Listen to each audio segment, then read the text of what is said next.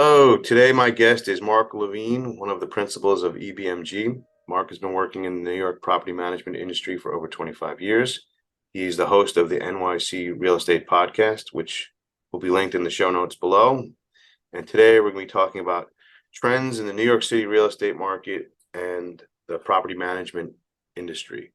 Welcome, Mark. Hey, how are you? Good to see you. Thanks for having me. Good to see you as well, Mark. So before we sort of do a dive into the real estate market and property management trends, can you tell us about your sort of career path in property management and as well as about EBMG? Sure, happy to do so. So I've been with the company since 1998. It was actually started in 1996. Now it's EBMG. Before then, it was called XL Bradshaw Management Group. Actually, I was a nepotism hire. It was a family business, and even though he tried to keep me away from it, and he said, you know what, if you want to do this, maybe go work for another company first and then come here. I was like, I'm good. I got it. So what I did was I went to school for real estate. I graduated from Baruch with a degree in real estate and metropolitan development. That was my undergrad degree. I don't have a graduate degree, but that's it. So it was the second year of that program. And while I was going to school, which they had at night because it was one of those programs where people were traditionally working during the day and they had the classes at night.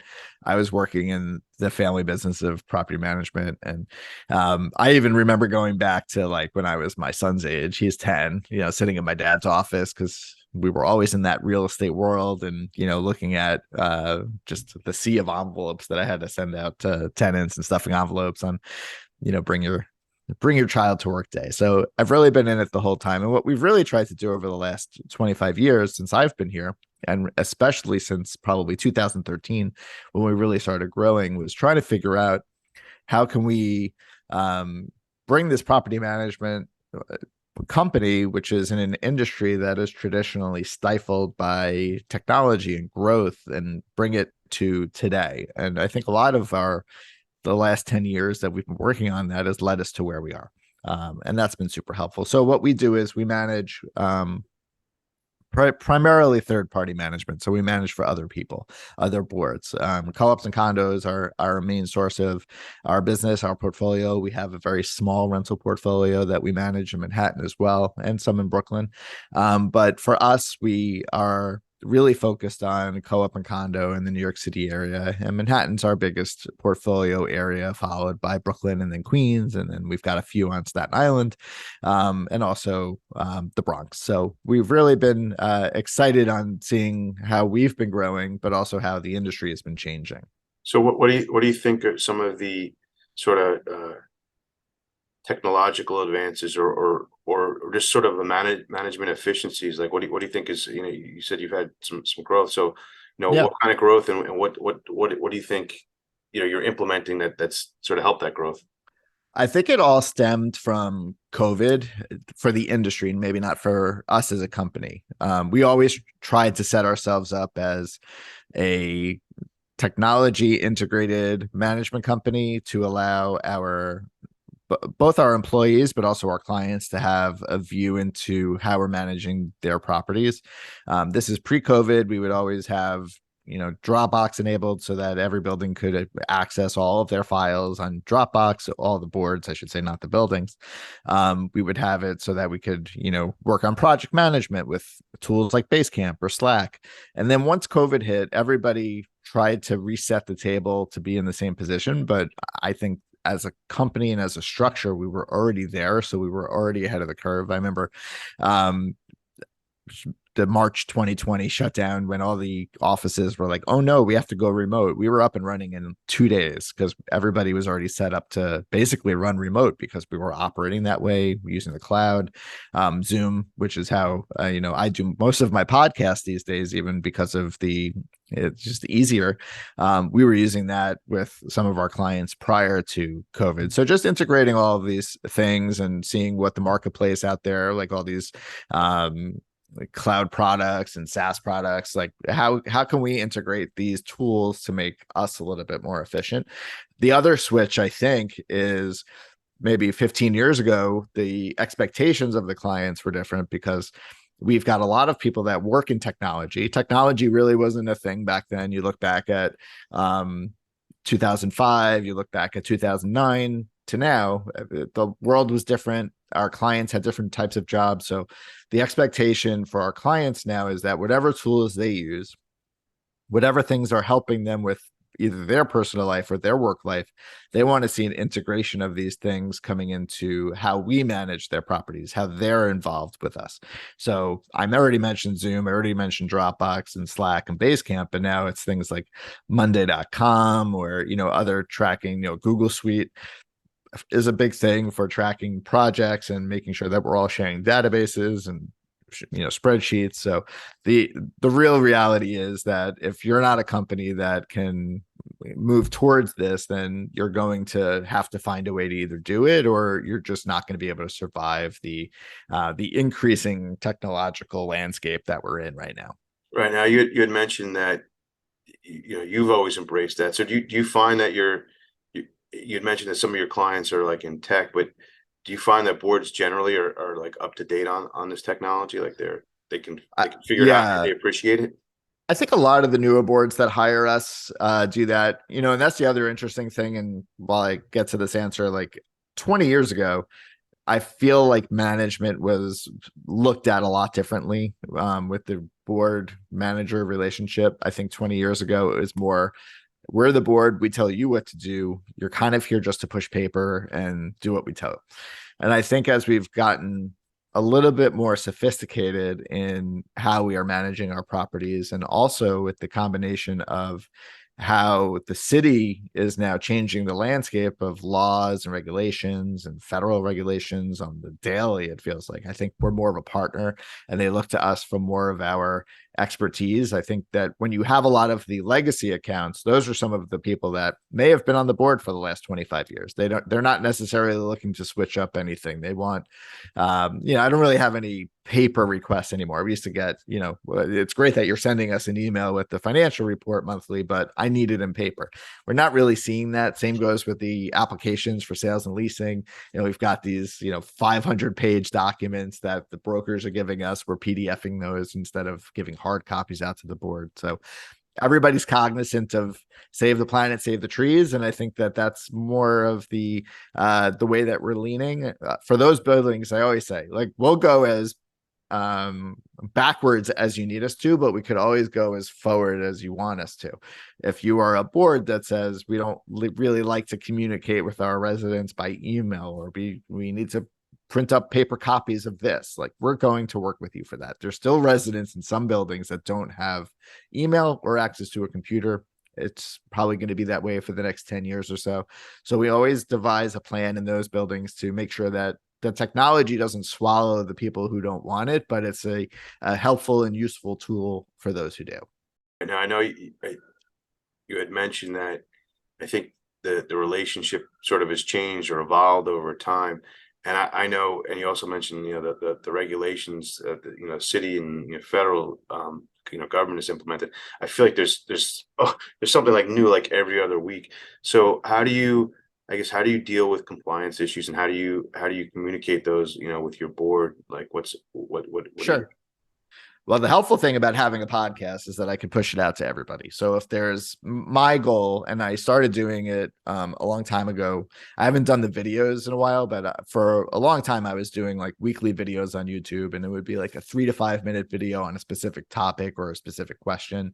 And that was really the start of getting this information out there.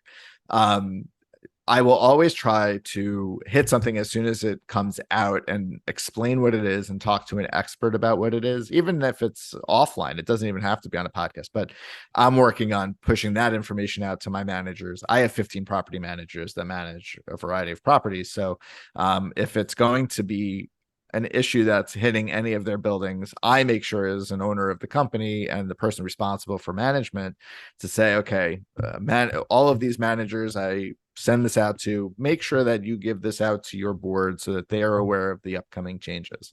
So after we've established understanding what those are, it's then pushed out to those boards that it applies to.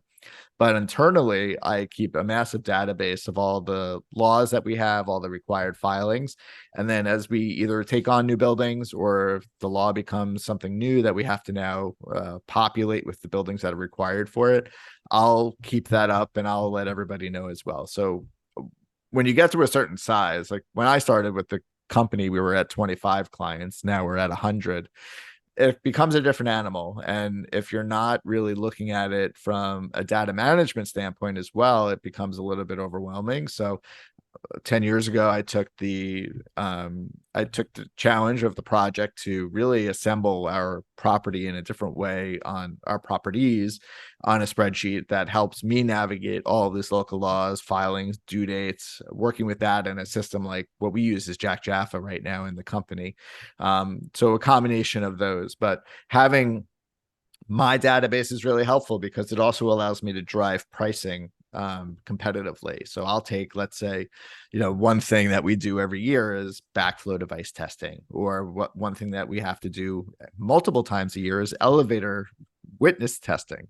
So I'll take out my entire portfolio. I'll send over the buildings that require it. I'll send that information out to multiple companies, and then I'll bulk bid them together against each other so I can get the best price with a company that's reputable. So having that compliance oversight in such a way is helpful, not only just to make sure that nothing gets lost in the shuffle, but also to price it out so that it's appropriate and we make sure that it's being done. Because these companies, I know, like once we give it over to them and we sign the contract, I really don't have to worry about it. I take it off of the plate of the manager themselves. Those companies can deal with either myself or the superintendents of those buildings to schedule, and then we just know that it gets taken care of, and that's how we avoid all of these violations and penalties. But without having like a real strict adherence to data and understanding your portfolio, like you really need somebody that's going to be overlooking the store. And as you get to a certain point, as I said before, I think the sweet spot for us was probably like 35 clients as to, okay, this is manageable without having a central database. It really comes down to how you're doing that. And I always say, like, I look under the hood of every building that I interview for. I go online, I try to see, what are their outstanding issues, what are their outstanding violations, what are we looking at? Those are the things that I want to know. I kind of wondered about that because I feel like it is such a gargantuan task to deal with all of these compliance issues. How do management companies stay on top of it? So it sounds like you really have to have it organized and do it on a macro level. You can't, if you do it on an individual, or if you rely on the property managers to do that, it's really not going to be efficient, and surely things are going to slip through the cracks. Absolutely. That was Yeah. insightful for me. Yeah, and one thing that I really focused this on is back about 10 years ago. This is how this all started. I got a new building in Brooklyn for us, and about 2 months or 3 months after we had taken over, maybe this is 2009, like this goes way back, they were receiving violations from New York State Department of Environmental Conservation, and it was for their bulk petroleum storage certificate for their oil tank, which had expired.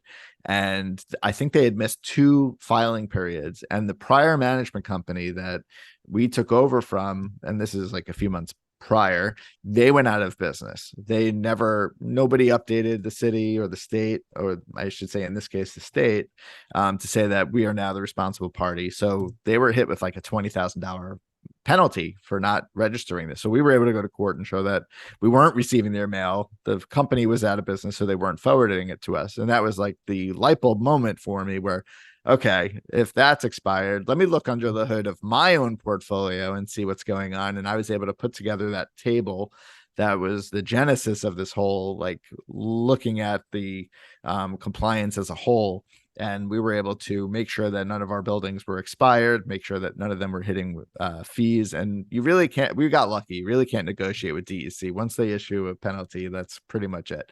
But we used that opportunity as a positive, and that grew our company. And when I do my interviews, especially now with COVID, when we're doing them over Zoom, that's one of our selling points. Like, I can share my screen, I can show you my database, I can show you my my gas inspections, my local law 11 tab, my petroleum storage certificate tab, my biennial statement tab.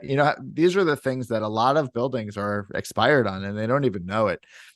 So what I was getting at before was, when I go into a potential new building, I'm always going through my schedule of like compliance issues and seeing where they're out of date or expired, and in penalty phases, because sometimes it's the low hanging fruit that if you're seeing that something so simple as an administrative task is not being done properly, what else are we missing? And the board should at least be aware to keep an eye out for these things. Yeah, I mean, I think those issues, as you mentioned, like with DEC or some of the other agencies, it's much harder to negotiate once you already sort of past the grace period and penalties, are accruing. It's just a matter of how much you're going to take it on the chin. You're going to take it on the chin. So I think if you're ahead of that, and especially if you're going into a building, a new property, and Yeah. you're sort of providing that deep overview for the building, I think it prevents a lot of problems and saves a lot of headaches for boards, because that a lot of times the board they're grappling with how do we fix this problem rather than preventing it in the first place, which is obviously the better way to approach it. And So I think what you're saying also loops into a trend that I'm seeing now also. So we look at this compliance as a whole. We know that there's certain things that we have to do yearly. We know bi-yearly, triennially, every 4 years, every 5 years. Like, it gets confusing because there's different laws that have different time schedules. So unless you know about it, you're not really aware of it. The one thing that I'm seeing for most of my clients these days is, how are we going to look at our building in the next 10 years and figure out how are we going to raise the money for it? What does that look like in terms of payments and actually doing the work? What work do we need to do? You have, for buildings that are now 25,000 square feet and up, you've got the local law 97 requirements to lower your carbon emissions. Every 4 years, you've got your gas inspections. Every 5 years, you've got local law 11 if you're taller than 6 stories. But you're also up against an environment where you have rising interest rates. So we were talking before we got on, how do these buildings, especially co-ops, maybe not so much condos, but how do these co-ops that have underlying mortgages really look at both refinancing in a higher interest rate environment and then looking to raise money for potentially 7-figure projects when you may not be a huge building? I have a few buildings that are unfortunately going through this now, and assessments are coming out of the woodwork, and they're making it a little onerous for you to live there because there's all this work that you have to do. Maybe we have a few buildings where we took over management, especially when you hit like a sponsor entity that managed, and it's a different perspective, because when you're a sponsor, you have, you're making decisions, but it's also costing you money. When you're hiring a third-party management company, I think it levels the field a little bit because we have no interest other than doing the right job and giving you the right advice, and then it's up to the board to make those decisions. But if you're looking at all this sort of work, reducing your carbon emissions and retrofitting your building and upgrading your boiler or your elevator, or you have an unsafe condition on your facade, how do we navigate the challenges to raise money while allowing the people to come in? And especially in some areas that we manage, you've got a lot of gentrification in the sense that you've got people who were originally there for the last 45 years. You've got people coming in now. The price difference on when they bought the apartment and the economic structure of their own lives is completely different. So what one shareholder or unit owner can afford is not what the other one can do. So you're trying to navigate all these intrapersonal and socioeconomic conditions within the building, but make sure that the building is safe and you're retaining its value for the future. So those are like the key things right now that we're seeing. And as I mentioned, the interest rates, with them being so much, I'm seeing quotes for refinances of mortgages for the underlying building, for the underlying mortgage on co-ops at like 6.5% right now. I think a year ago I was at 3.25%. yeah, it's crazy. I know. So it's drying up. And then not only that, but if you go towards the line of credit, if you're a building that has a good rate, but now you're out of money and you say, do we want to assess or do we want to go to the line of credit? The line of credit could be prime plus 2 points. So you could be looking at what I've seen in some buildings, 9%, 8% for a line of credit use. So now you are like, okay, it's so insanely expensive to borrow our own money in a sense. we have to work out something to do that within the building with the shareholders, maybe over a long-term assessment to not have to pay this 10% fee. So these are the challenges and where I'm seeing the direction going right now. Yeah, and then when we had mentioned offline before that typically co-ops have a commercial mortgage, right? So there's usually a 10-year balloon payment. Yeah. You have to refinance every 10 years. So even if you're a proactive board and you're financially and fiscally responsible, if depending on the timing of your mortgage, if it's coming due now, and maybe you're in a prepayment period or something, it's just sort of like bad luck. Yeah. Expenses are going to go up. And I don't know if you could speak to this. I'm seeing more condo loans. I don't know if it's because condos are showing their age. I don't know.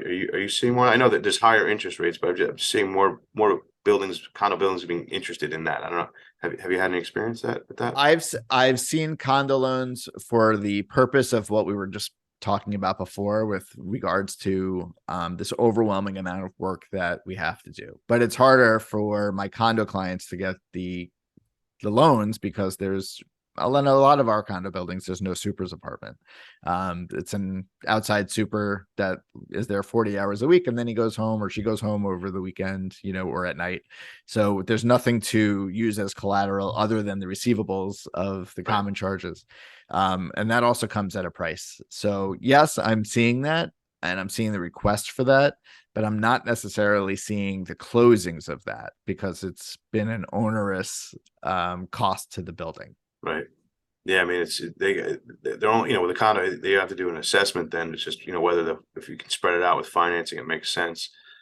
Yeah. It's different. And depending on the bylaws too, you might have, Right. it's a lot more strict in the condo side where the bylaws would call for unit owner approval if you're going to borrow X amount of money, or if you're going to do a project over X amount of dollars. Right. And So obviously some people won't vote for that, even though it would be in their best interest. Some people, if they see it's going to cost them money or there's interest involved, they're just going to say no. Right.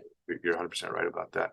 And the one caveat, just to interrupt, but the one caveat that I've seen on that argument is if it's related to a safety issue. So if it's like a facade or a FISP issue where you're unsafe and you absolutely have to do the work, I've gone through that, and the opinion is on those specific issues that you could get around the unit owner approval because it's like a life safety issue. Yeah, I think there's always a way if there really is a safety issue like a facade that you have to do it if you're the board, and you'll figure out how to make it work.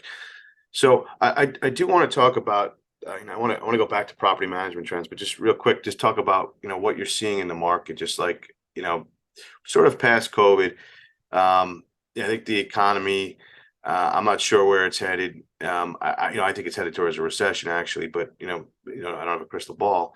And what are you seeing in the real estate market sort of generally? I'd just like to hear. Well, our sales have slowed down a little bit. I think our subleases are up. I just saw my head of sales and leasing sent me some information the other day about like our trend month over month, and this month seemed to be a little bit more action than the month prior. So things are starting. We, as a managing agent, we traditionally are, I would say, 3 to 6 months behind the ball on information because we're not getting the application until there's an accepted offer. So you could have an apartment sitting on the market for months, and then they're negotiating, they sign the contract, and then we get that. So we'll know that it's sitting, but we won't know what the deal is until it comes across our desk. So in that sense, I feel like we are, we always get the question of, can you please let us know when something's available, or from brokers trying to hit us up with information of, if but we don't know until somebody puts it on the market and there's a contract out there. But refinances, not so much these days. We haven't seen a lot of requests for applications for that. I think similar to an underlying mortgage, I think a lot of shareholders go through a process where they have to refinance at some point, or they're looking for a line of credit if they want to do home improvements. But in this environment, it's not really looking so good because as boards look to debt to income ratio and line of credits and interest rates, I think that skews their position a little bit to approve it. Yeah, that's sort of conforms with what I'm seeing. I think things are slowing down. just because the interest rates, right? That's gonna drive a lot Yeah. of a lot of activity. So let's switch over, or let's discuss, property management trends. I know you talked about a lot of technological advances and things that, Uh-huh. EBMG is doing to sort of improve the experience for its clients. What else are you seeing out there in the market? I'm sure you deal with other um, management companies, or you just see, with Yeah. vendors, the products out there. So, what's going on in the industry? Well, it's funny. It's a very small industry, as we know. We all know the same people. We all know the same owners of different companies, and managers tend to go from one to another. So we always keep it friendly. But I think the consolidation of the market is really something that's come up. I remember probably I always equate it to when my daughter was born because it was around that time. She's 16 now, so let's say 16 years ago, I remember first service going on like a buying frenzy. They would buy up all these companies, and then it kind of just slowed down a little bit. But now we're back to that. There's a few other companies that are also trying to consolidate.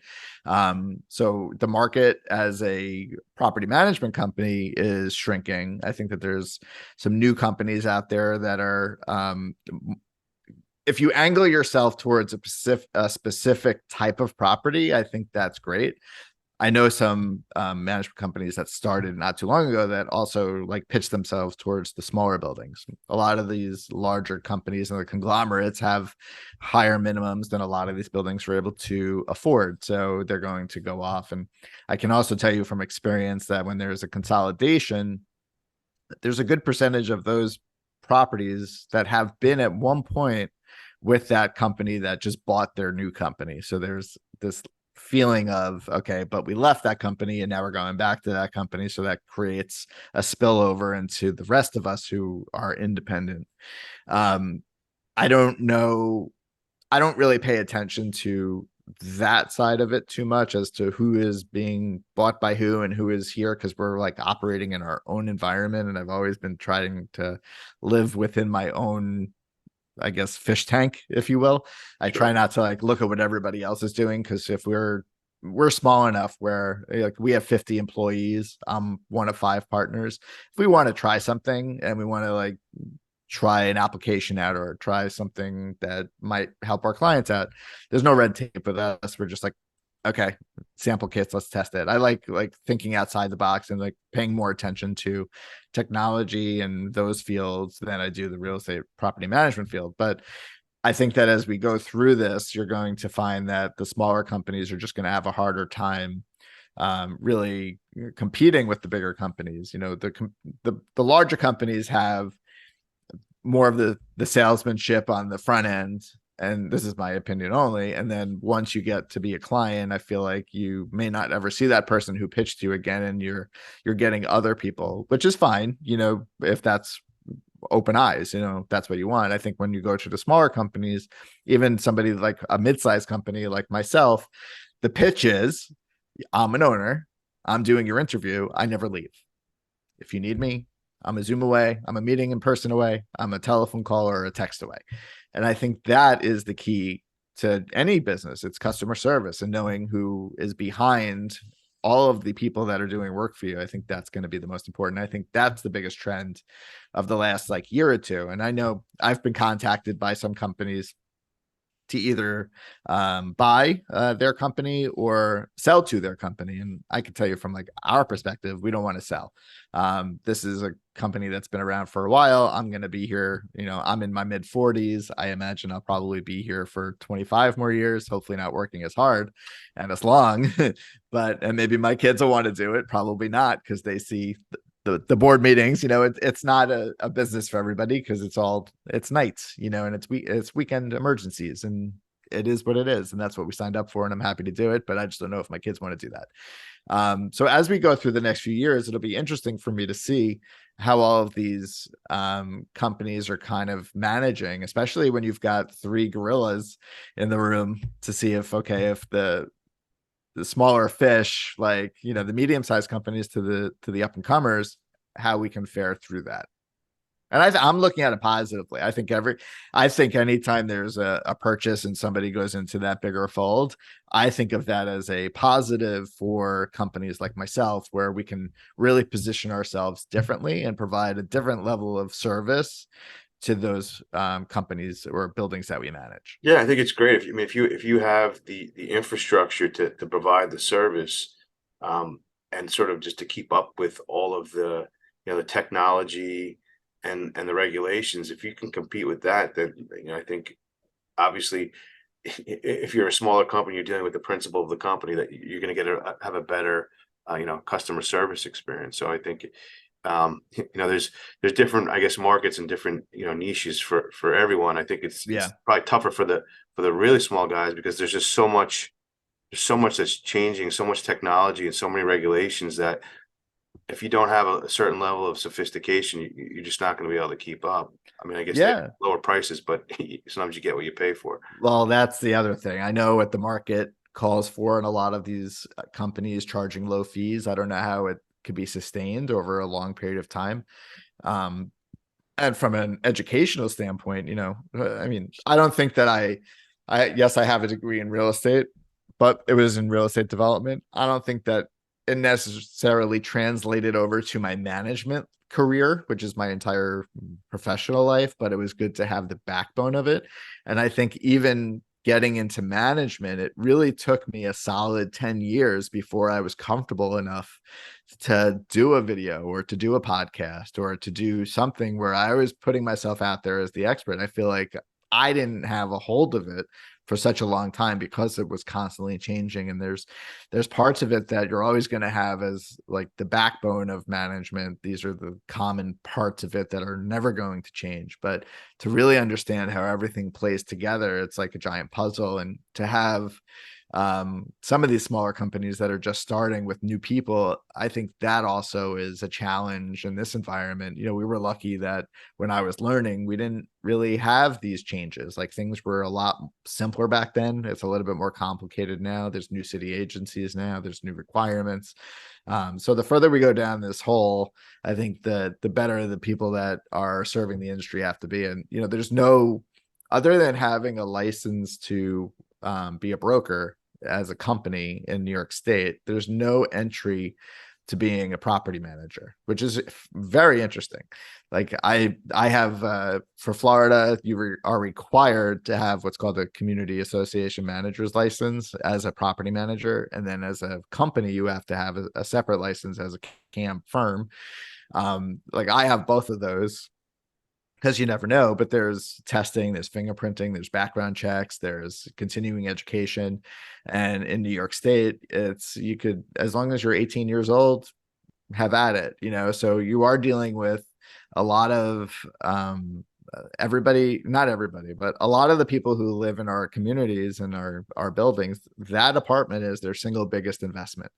So to have an open field like that, where just anybody could enter the marketplace and say that they're a property manager and handle this amount of money, and that puts a lot of risk onto a building too. So I would definitely say, for any board member that could potentially be listening and looking to switch, like, definitely do the due diligence of those people who are at least the top of the organization, the people who are writing the checks, the people who are signing the checks, the people who are looking over the store, just to make sure that they have what you need in order to manage your building properly. Yeah, no, I think that's a really good point, and I think that vetting the companies and making sure that the principals don't have anything sketchy in their background is really important. And that sort of flows through through to the entire company. But it really starts at the top. I also think it's great that you sort of embrace technology, that you have your show. I'm a subscriber, and I really like it. And I think that it's Thank good you. to be at the forefront, right, and to be a a thought leader. And I'm sure some clients have come to you that way, just seeing what you have to say, and knowing that you're on Absolutely. top of all this stuff. So I wanted to thank you for your time today. It's very Thank interesting you. to learn more about the industry, and sort of your insights and more about your company. So where can our subscribers and listeners find you, Mark? So if you want to check out just about my company, you could go to my website at ebmg.com. Again, that's And what's and the name of your show is the NYC Real Estate.